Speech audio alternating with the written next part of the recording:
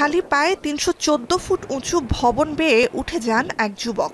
ফিলিস্তিনি পতাকা ঝুলিয়ে সেখানেই ঠায় বসেছিলেন ১৬ ঘন্টার বেশি সময়। যুক্তরাজ্য এবং দেশটির গণতান্ত্রিক শাসন ব্যবস্থার উল্লেখযোগ্য প্রতীক Great Bell of the Great Clock of Westminster, যা বিগ বেন নামে পরিচিত সারা বিশ্বে।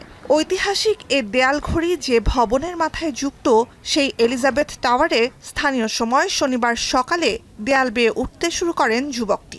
সাথে থাকা ফিলিস্তিনি পতাকা ওড়াতে ওড়াতে চিৎকার করতে থাকেন স্বাধীন ফিলিস্তিনের দাবিতে।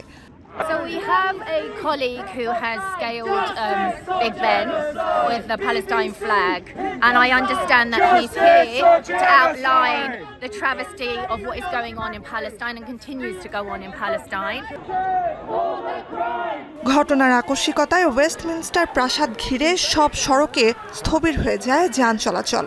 আলোচনার মাধ্যমে ওই ব্যক্তিকে নিচে নেমে আসতে রাজি করানো পর্যন্ত বেশ কয়েকবার ক্রেন এবং দমকল বাহিনীর মইয়ের মাধ্যমে উপরে ওঠেন জরুরি উদ্ধারকর্মীরা।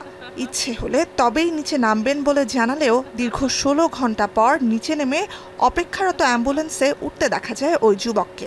এ সময় তার সমর্থনে নিচ থেকেও স্লোগান দেন অনেকে। They are the brave one, and they are certainly they are part of all of us, and we want to show our support.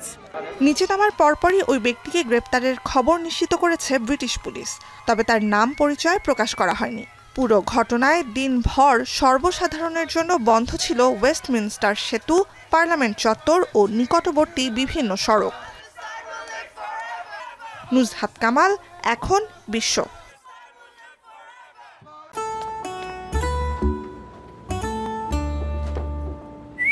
এই ঈদে জুয়েলারি ক্লোদিং এ বিকাশ পেমেন্টে ডিসকাউন্ট।